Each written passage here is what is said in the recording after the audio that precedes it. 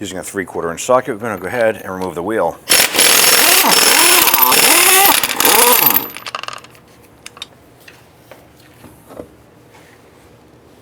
Go ahead and remove the CV axle nut. Go ahead and remove the upper link bolt and the lower link bolt that goes into the control arm.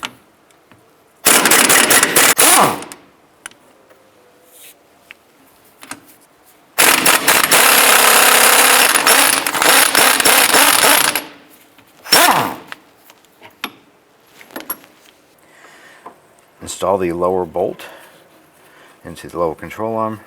Install the upper link bolt. Go ahead and get that nut started. You just want to go ahead and snug this bolt up, and then we'll do the same for the top bolt. Go ahead and torque this bolt to 100 foot-pounds.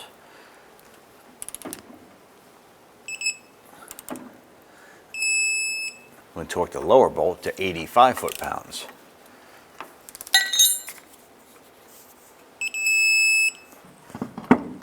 Go ahead and get that wheel installed.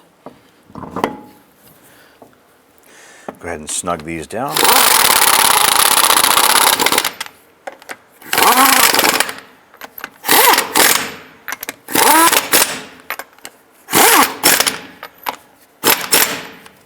Torque range is 85 foot-pounds to 115. We're going to actually torque these to 100 foot-pounds.